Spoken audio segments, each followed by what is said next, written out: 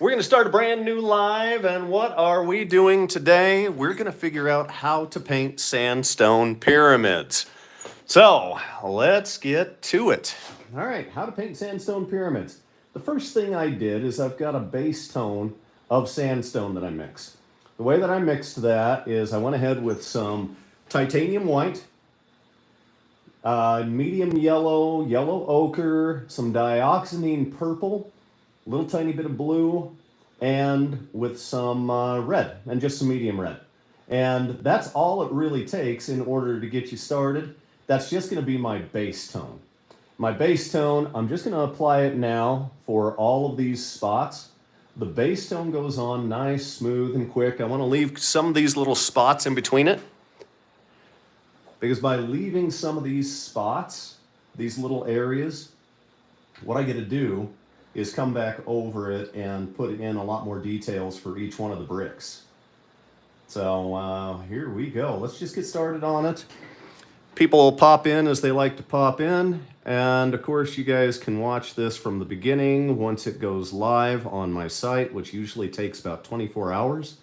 So generally, the people that get to run across it first, you're the first ones who get to see what's going on, what's going down, and how the painting gets going.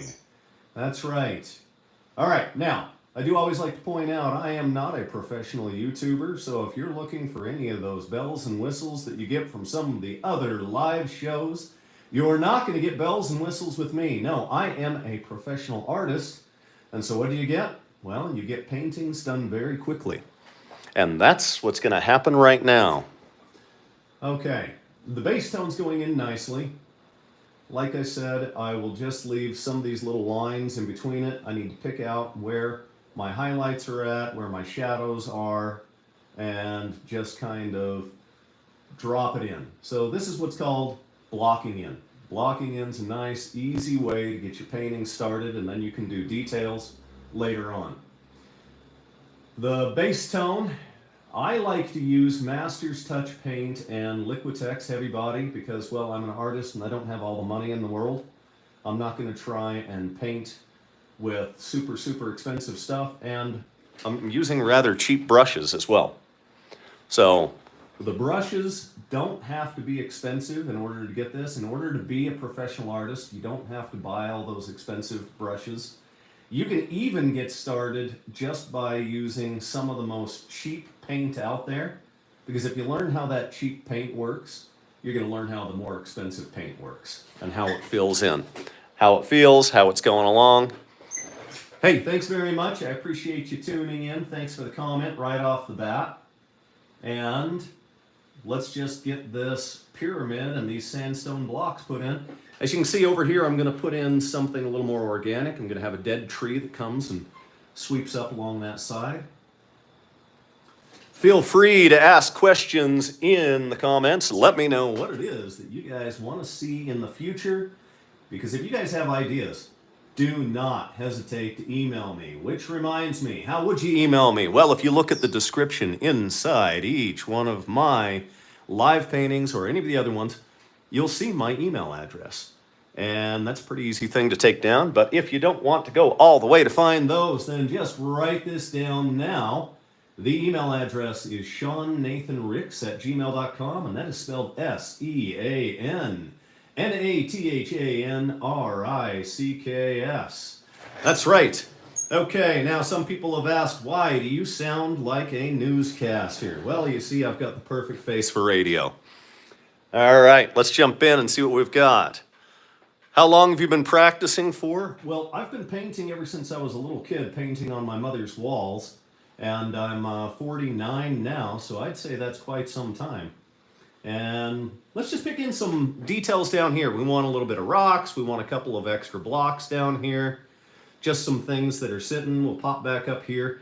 This brush, these chisel brushes are really some of the best things you can use when you're just putting in detail. And I'm going to put in a variety of just little teeny highlights down here. You'll see later on in the painting that these will go a long ways. Okay, let's get some of our details on all these blocks, kind of get them all blocked in, and then we can get to the fun stuff. The fun stuff is when I start adding all of the different aspects of the painting in. You know what? I don't like the way that one looks. I think I'll come in a little bit later and I'll change that up. That's a little too uniform for some of these blocks. I'll come in with some dark later on and we'll change it. All right. Okay, let's see. Could you add a link to the brushes? Want to have good brushes as a starter. Believe it or not, they're just Walmart cheapo brushes. It doesn't matter what you get. I get the softest brushes I can. They're just synthetic Walmarto cheapo brushes. You can get them from anywhere. These are the same brushes you can pick up at a place like Target. You can just get them at a cheap price. You don't have to spend a lot of money. If you've got the money to spend, then by all means, go out there and get those red sable brushes because my gosh, those things are amazing. But you're going to pay for them. They're expensive. Okay, we've got most of our highlight in here. And that's all it takes for the highlight. Now, some people have asked, how did I mix the paint? I said it at the beginning of the video, but let's just touch on it real quick, okay? And I'll go ahead and give you guys some advice as I go along, but let's talk about how to get sandstone. Okay, regular orange or a medium red, some dioxazine purple, titanium white, and then some yellow ochre. You mix all that together, you're going to get this base tone. Now the base tone's important because this is my medium tone. My medium tone's going to allow me to come in later and add my highlights along these edges. In fact, if I dipped into a little bit of titanium white right now, let's just take some titanium white, throw it in there. I'm going to give you an example real quick of what the highlight looks like. It's a little out of turn to do it this way, but we can do it. I just have to make sure that on my canvas I don't get it mixed in with any of my green. Okay, here we go. Because we can just come in with this same brush, add some highlight in just certain areas, and even if it mixes too much, that's okay because I can get it to just come in a little bit later and go over top of it. One of the nice things about paint, you can add on top of it as much as you like. I don't really like that. It's not working out. I guess I mixed it too much with some others, so I'm going to get a little bit more vibrant and bright highlight here. And I'm not worried about how accurate this leading edge is right now. This is just the process of blocking things in. Blocking things in is just getting you ready for the real fun, the meat and potatoes part of the paintings. But there you go. That gives you an idea of how you get some of these highlights in there. And it's looking pretty good. And I know that my light source is coming from this side, going this way, kind of at an angle like this. So that lets me know where all of my shadows are going to fall over here. Now, some people ask me sometimes, how did you prep your canvas? The first thing I do is I will go in and I will get a real nice light gray color going on.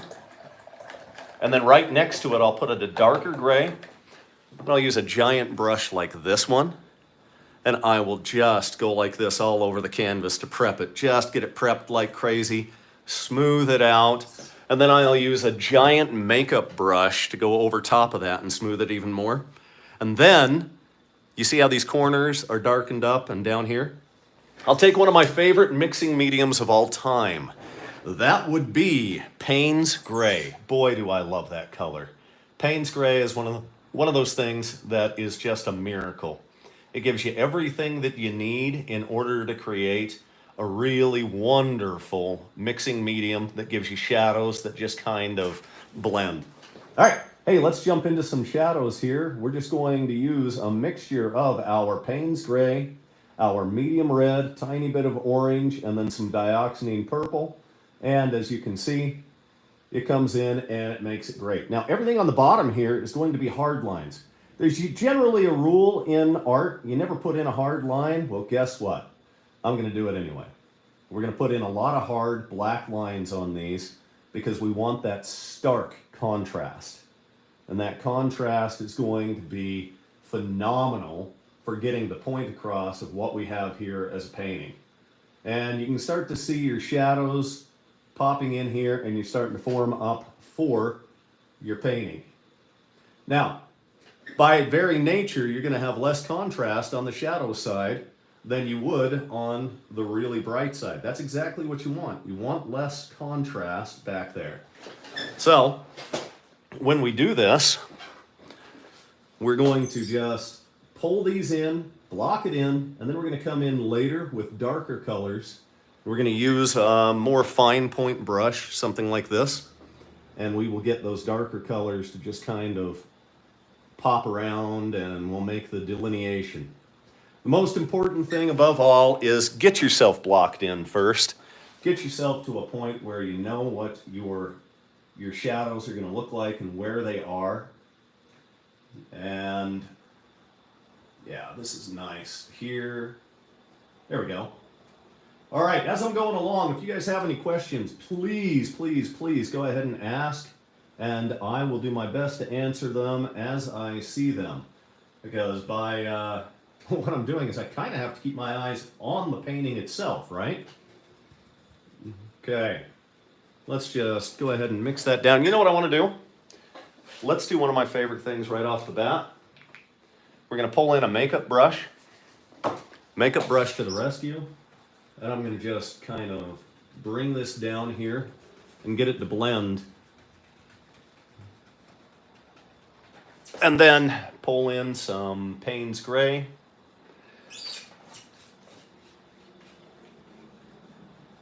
Later on, I'll get that to flow in there as well. Really nice. I like to have a heavy, heavy bottom of my painting down here, because if it's heavy and dark down here, it gives it a base to sit on.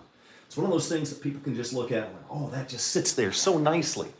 Yeah, it really does. Now, one of the things I want to do if I'm going to put in this tree is I do not want my tree to mix with my other colors. So to begin with, I'm just going to put a little bit in here. And I'm just using a small round pointed brush here. And this is one that's been brutalized. It separates like crazy. I like to use it for organic things because it's going to give me trails all over the place. And that's just a mid-tone. Remember, your mid-tone is important in a lot of things. But what are we going to do to make it pop out? Well, that's where this comes in. Burnt sienna. Great color for popping out things. Okay, hang on one second. We're going to get some of this burnt sienna mixed with a little bit of titanium white and a tiny bit of yellow. And that's going to give us a more highlight area inside our tree, because we've already got a mid-tone in there. So let's just go ahead, and you can see I've got a lot of paint on here. I mean, it is heavy, heavy, heavy on here. Just bring it around, round and down, and if it looks like it's a little too sandstone-y, that's okay. I can go in a little later, and I can separate it with another color.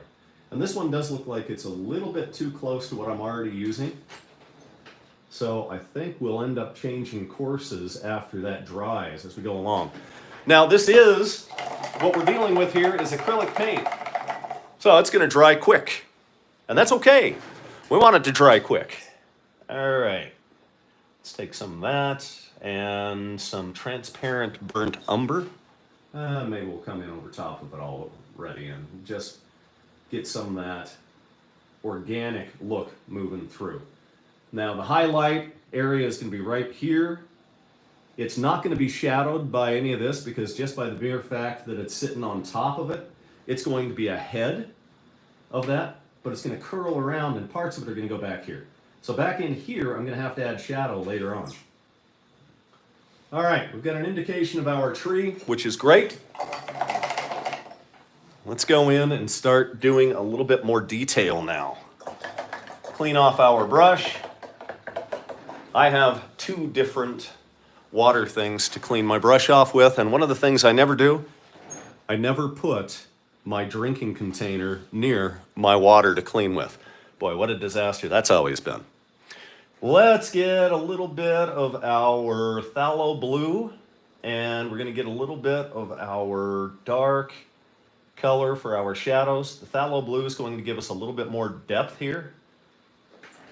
All right. Ooh, too much. Dipped into some of the others. that happens. Just make sure you do it before you get on. Okay, here we go. Now, this phthalo blue is going to give me kind of a gray color in here. I want that. I want that gray color to just kind of fill in some of the things, give me an extra depth to my colors in here. Okay, bring that in. Maybe bring some of that along here. Maybe there's a line there and there. And it's okay if I drag some of the paint around with me. I don't mind that at all, because the great thing about paint, you can constantly cover it up. All right. Keep an eye on where your blocks are when you're doing this, so that you've got an idea of what you're doing. You may want to come in and put your hard lines in a little bit sooner than later. I'm not doing that yet, but I will be doing it soon. Whether the paint's dry or not, I'm going to get those hard lines in. And then sometimes maybe you just want straight blue on it. Okay, just get your phthalo blue in. In fact, I'm going to put it right along this edge here. That's going to give me a nice separation from the highlight area. Bring some in here, get it right in there. Deep shadows in some of these areas. Yeah, let's put it along the edge of these bricks. Maybe right there where I'm going to put the black. Why don't we dip into our black and get some of these super shadows? Okay. These are hard lines right here. Hard lines don't exist in nature, they say, but I've seen it. I've painted it, and it looks good. Well, these hard lines are going to come in here for our geometric shapes. And we've got to make sure we keep that little angle there so we have our perspective. And this is two-point perspective. If you don't know what two-point perspective is, then you definitely need to learn. Two-point perspective is one of the things that was discovered during the Renaissance, the early Renaissance, and people ran with it. That's a good thing. It's what gives us the opportunity to kind of have the look and feel of disappearing points. Okay, let's dip into some more black here. And let's just carve this out and this. I want the back of this tree to be black too. So we're just going to bring that in, make it separate from my background, give it a real twisty feel to it, separate it from my brick here. There we go. Oh yeah. That makes our tree pop out a lot better. Okay, now we're going to take an interesting blue. You see this blue right here? We're going to take this light sky blue and we're going to mix it with some of our darker color that we already have. And a little bit more of the regular blue, a little bit of red. That's just medium red we're mixing. And then we're just going to pop in here and get us some other depth. A little bit of extra color, even if it's looking super dark, it's going to pop up on top of all of that black really well. And that blue is something that you will see in sandstone in your shadows. You've got kind of a impressionist bit going on there when you add some of this blue. There, it just kind of pops up a little bit. It just gives your shadows a little bit more to look at.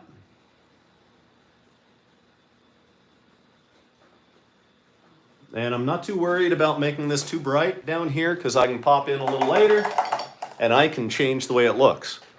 Okay, we're going to switch over to a great big brush here and we're going to start doing some of my delineation in black. Actually, no, I think I'll go with my highlight first. We're going to mix up a really nice highlight. We're going to just take our titanium white, a little bit of medium yellow, and then we're going to pull in some of our mid-tone that we've already got. Pop it in here. Here we go. Oh, that's nice. Yeah, that's bringing it in there. Okay, you can start to see it separate a little bit. Give you a little bit more form.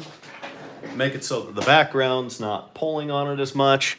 Also making it so it's separating from your mid-tone. It's a little thin right here because we didn't have any kind of covering in that spot. In other words, there wasn't any paint for a mid-tone there. That's okay. I can change that later.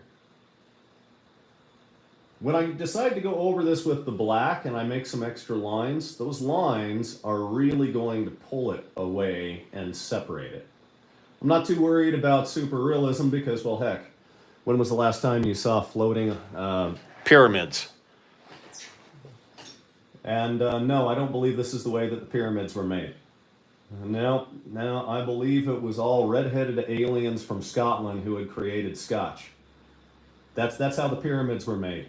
And then they found Scotland, they drank a lot, and they never left. That's how the pyramids were made. You can bank on it. You can take that to the bank. You can say, hey, Sean told me this is exactly how the pyramids were made.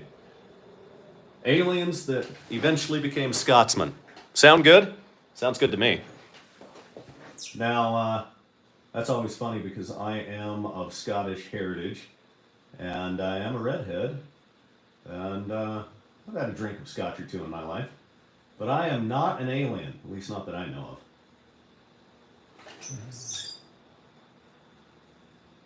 Okay. All right, it's really quiet in the chat, so some people start asking me questions in there because I need something to comment on. Because right now, we're just kind of at the boring part. You saw how fast the paint goes in earlier. This is the stuff that really doesn't take and do a lot. It just does little teeny things as we go. So give me some comments, guys. Ask questions. Comment on whether or not you think the pyramids were made by alien Scotsmen. All right. You can see these highlights. Again, they just pick out your forward edge where your light's hitting. Maybe the top there because the light's coming down this way. So to pick up the top of each one of these. Get some down here. Maybe we've got a little bit that trails over there, but not too much.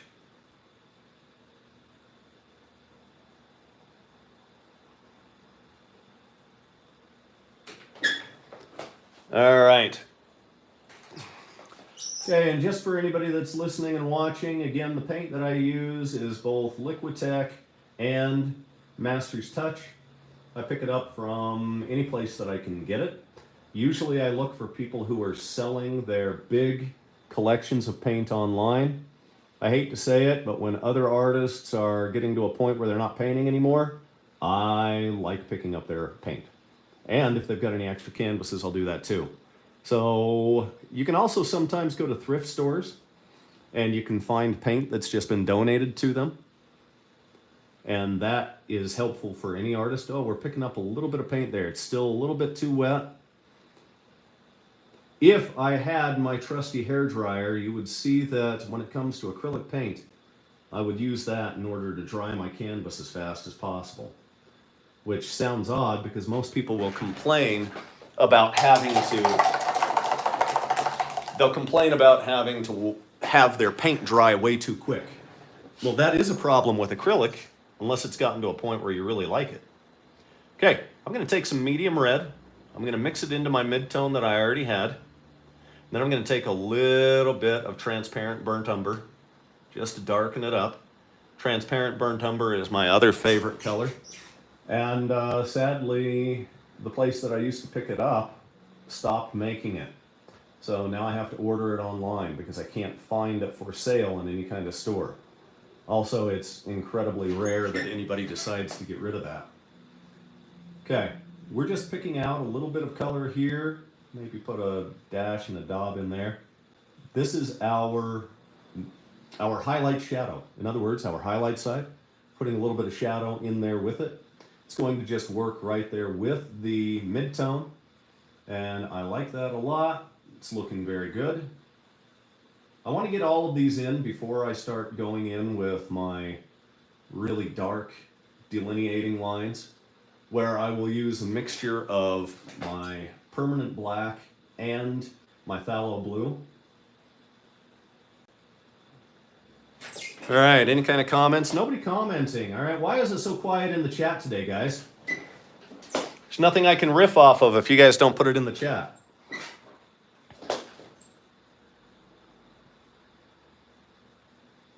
Okay. One question that some people have asked in the past is, where do you sell your art? I travel to a lot of different conventions. One of those is coming up in February. It's called RadCon. It's in Pasco, Washington. I'll be there as the gaming guest of honor because every single one of my paintings goes on a card game that I created called I Magi, Kingdom of Thor. I Magi, Kingdom of Thor card game is something that I created because I wasn't getting any of the other card games out there that wanted to pick up my art. They weren't giving me any kind of a shot. It was almost impossible to get through. They have thousands of people that bug them every year. So I thought, well, you know what? I'm a pretty good graphic designer as well. Why don't I just create my own card game? And then I did. And then a bunch of my friends that were artists decided they wanted to get involved with it. And if you'd like to check out that card game, what you can do is go to imagicardgame.com. That's IMAGI cardgame.com. We have artists such as myself, Rob Carlos, Nathan Shoemate, Cheyenne Crone, Matthias Ward. Did I already mention Rob Carlos? Michael Bruger. Let's see. You know what? I'm going to forget people, and then they're going to watch this, and they're going to get mad at me because they're going to be in my chat on my messenger, and I'm going to have someone say, hey, you forgot me. Let's see. And there's some phenomenal artists that are working with me. But I'm in the midst of painting right now, and they should understand that, hey, you know, I can only do one thing at a time. I'm lucky I can even talk at the same time. I can barely chew gum and walk at the same time.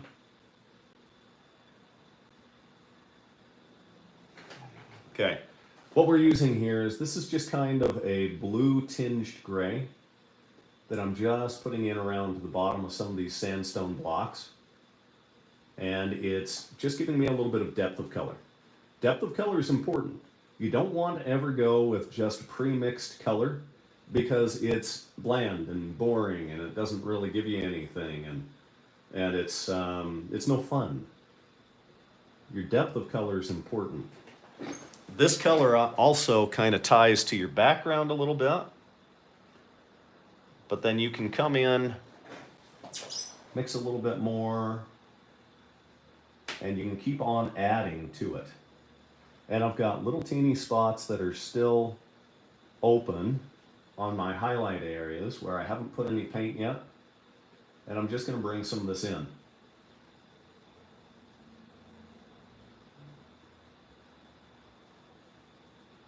All right. Now, let's see what we've got. We're starting to work out pretty well here. Let's go to the fun stuff. Let's bring in. We can do that too. Let's bring in our super dark lines, shall we?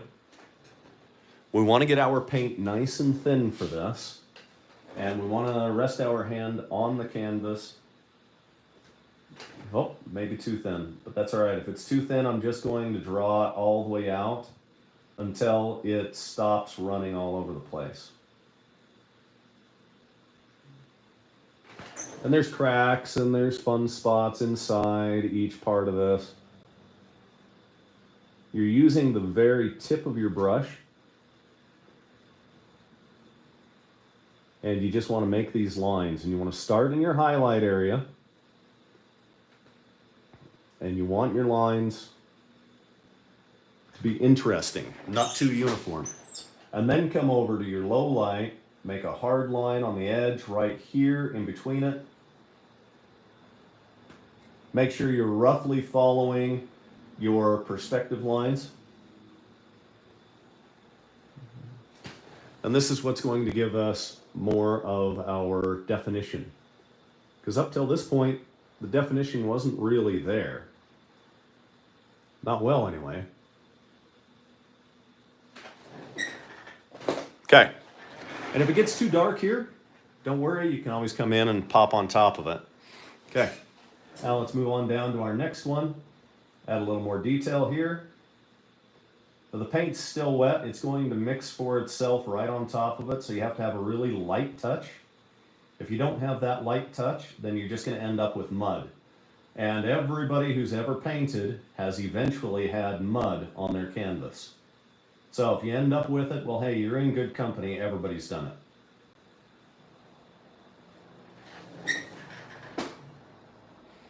Can get a little bit more for my detail here.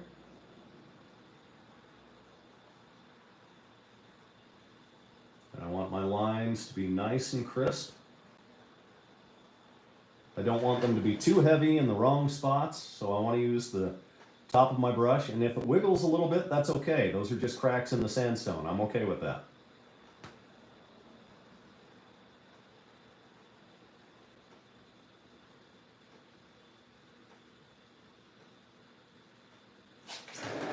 You can start to see your details getting picked out, right? Okay, well that's just what we're going to do and keep doing here, is picking out our details.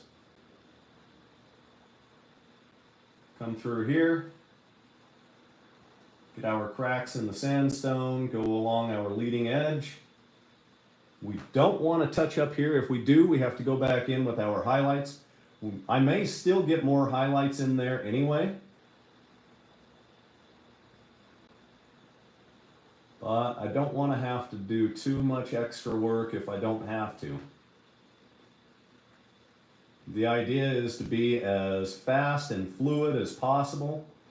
If you're painting quickly and you can finish a painting within a couple of hours, generally you'll make some money on it. If you can't finish your painting in a couple of hours, then you better be selling it for a good price and know where to sell it, because otherwise you're not going to make any money on it. And if you want to be a professional artist that's making money off your paintings, learn how to paint quickly.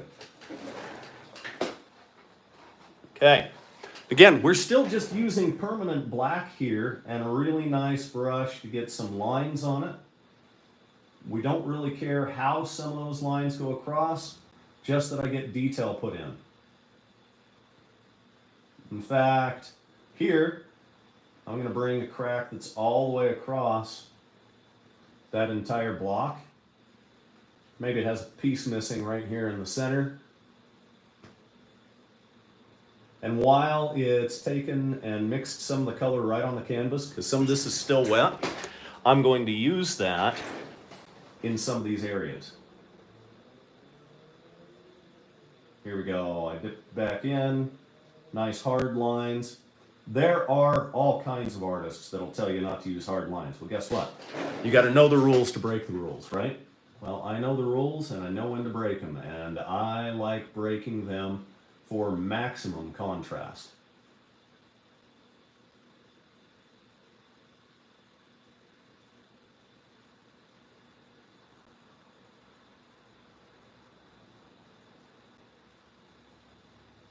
I like that one. We've got a nice separation on the bottom. Maybe we do that up here as well. These bricks are old. I mean, they look old. They've been around for a long time. Okay, I'm going to come back over here. Remember to follow basically the same lines that you have for your perspective. If you're equilateral here and here, make sure your angles are correct. Paint is a wonderful thing because it can hide a lot of sins. And by that, I mean if you make any kind of mistakes, just keep on going in and covering them up.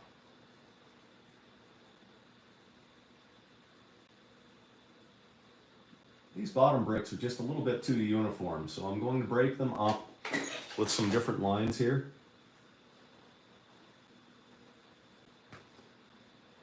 And this one's a little bit too uniform as well. So I'm going to give it some character. And maybe that one, and there. Maybe that crack continues across. There, and then they're the bottom bricks. Hey, you know, maybe they've got an awful lot of weight on top of them. This, however, is very important that this line gets super, super crisp, because it's covering over top of the little block underneath it. This one as well. We're just going to pull nice and strong across there. One of the things you don't want to do You don't want everything to look super even because then it's boring. If it's super even, it's not fun at all. It's boring.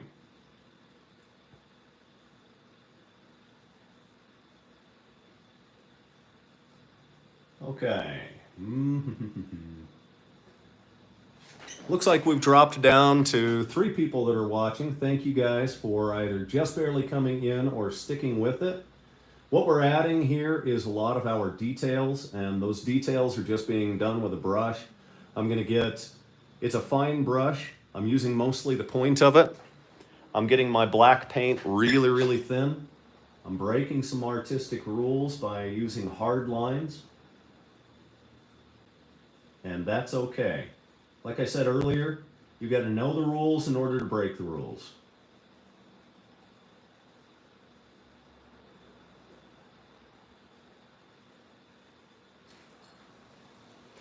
Okay. All right, and we're going to keep on moving along here with our live paint. Now, I do have somebody who just came into my studio. If you're out there, I'm doing a live painting. It's my buddy Rye Guy. Ryan is one of my oldest friends and a great collector of my work. So, Ryan, grab yourself a chair and chilling out, maxing, relaxing, all cool, and shoot some b-ball outside of some school. When a couple of guys are up no good. Started making trouble in my neighborhood. Got one little fun. My mom got scared. Said, you what's in a clip of that? To a place called Bel Air. I whistled for a cab, and when it came near, the license plate said fresh, and it had dice in the mirror. If anything, I could think that this cab was rare. Thought, nah, forget it. Yo, home's to Bel Air. All right, let's just keep on moving along. You can see the detail just pops out with this dark black paint. And you can also see that I'm almost done with the painting here. For those of you that have been here since the beginning of the painting, you get to watch it just come to life.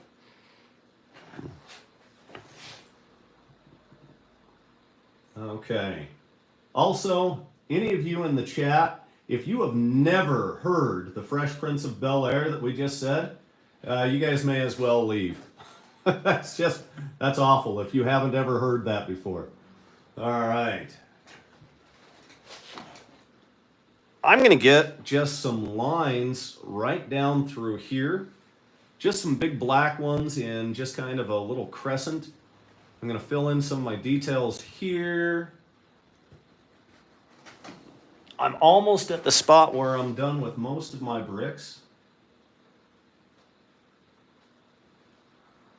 And I can get a little bit loose with my style if I want to. It just makes things a little more interesting.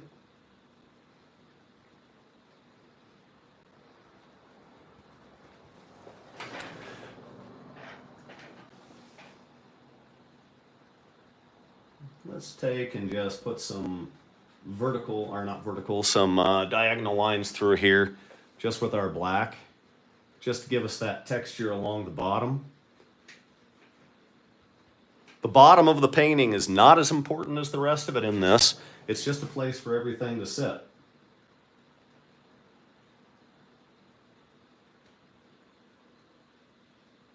I don't like that. I want more dark in there, and it's going to kind of get muddy there. That's okay. I want to use that. Okay, let's move on to delineating part of my tree, shall we? We're going to do that with the black as well. Because like I said, I want maximum,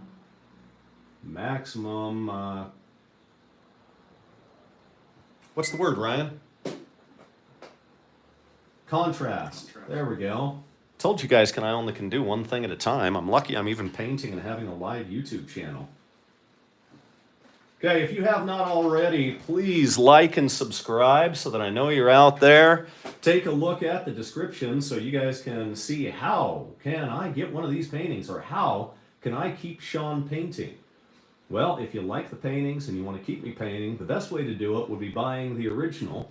And the people on the YouTube channel get a discount on the original, they get a discount on the full-size canvas print, and they get a discount on the 8x10 print. So let's go over the prices on that.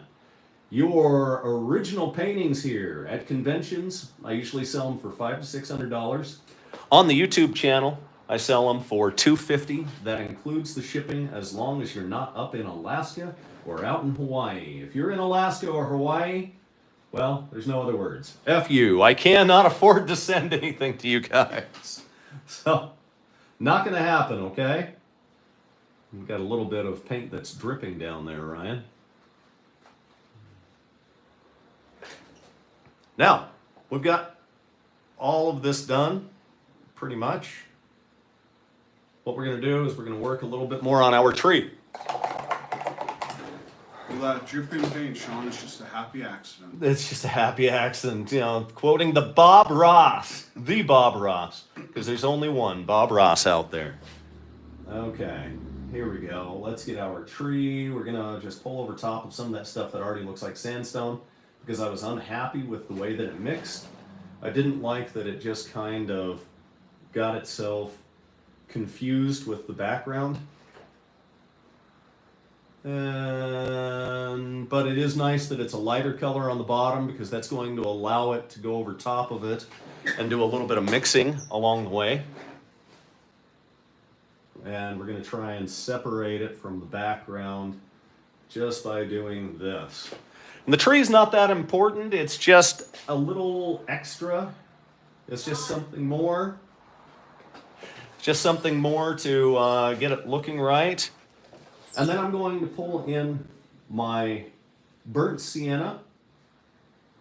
And my burnt sienna is going to go ahead and get that looking really nice. And the burnt sienna is going to mix right on the canvas with the other colors that I've got. It's going to give us our tree popping out there. Ooh, that is a lot of paint there. Big glob of paint on my brush. That's okay. We'll just kind of ride it out. Okay. It's looking good. All right. And then make sure the other part of the tree is back here. Now, I'm going to go ahead and get myself a little bit lighter burnt sienna, and I'm going to get some highlights put in on my tree. And it's organic, so I'm just going to slap them on there. I'm not going to worry about where it lands. And if it mixes too much, I'm going to get it again. And it's just burnt sienna with some titanium white. And if it doesn't look like it's delineated enough, just wait until you come in and you pull in more dark colors. And guys, we're in the home stretch. We're almost done here. Ryan, what do you think of the painting so far? Nice. Yeah. Ryan, you want to buy the painting, right? Nothing like picking on a friend while he's on live YouTube. Everyone in the comments say, hey Ryan, you ought to pick up the painting. Unless, of course, somebody else wants to pick it up. But all right. Here we go. Let's get some of that dark to really bring our tree limbs back out. Get the twisted feel of the trunk.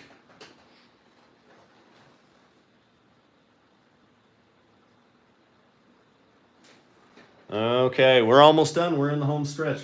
You know what would be a good idea, Ryan? If I just took my phthalo blue and I used that through some of this dark trunk on the tree, because then it would really separate it as far as the colors go. You wouldn't be able to tell where it's at. So let's do that. Just get straight phthalo blue. And we're just going to mix that in here with the black. And I love this idea. This really kind of gets it pulling in different areas. Make a nice hard line there of my tree. Big mass of branches that are all kinds of thicketed together there. Pull it down. Yeah, the phthalo blue I think is really doing a great job on bringing it out. There we go. Okay. Pull it down. And there's always those times after I'm done with a painting where I'm like, you know what, I want to add a little bit extra to it. I'll sign it and then just go back into it and touch it up sometimes here and there. One thing I want to do is get some real nice thick black. I'm going to switch over to different brushes. We're going to switch over to just a big one. And I'm just going to put in solid black right here. Right there. Move this in. This is the area that doesn't matter as much. And I'm going to use some of that black in the corner and then just kind of feather it up. Use it there, feather it up, maybe a little over here. And I'm going to say we're pretty close to being done, but why don't we add a little more highlight to the leading edge of the tree? What do you think? All right, we got another visitor inside my studio. We got my friend Tony. And should we pick on Tony, guys? Let's pick on Tony. No. Tony, you ought to buy this painting. I've got one lined up that I want to buy, remember? That is true, and I need to paint that for you, don't I? Yep. Thank you for reminding me. All right, and that was a painting of Rye Guy here nude, right? I'm not going to do No that one one wants to live. see that. Nobody wants to see that.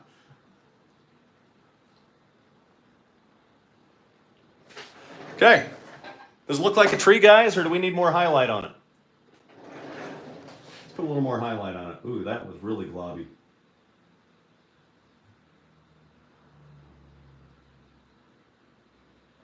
Now, most of this, I think I'd probably have to wait until it dries before I can really get the rest of the tree to pop out, because we're getting kind of muddy on there. But that's okay, it looks pretty good. Let's just do a signature and be done. Okay. All right, for my signature, I want to take some paint. I really want to mix it loose so that it'll flow like ink. I'm going to use this same brush that I've already been using. I'm just going to use the very tip of it. Okay. I've got my paint on there, and I'm just going to come down here and go.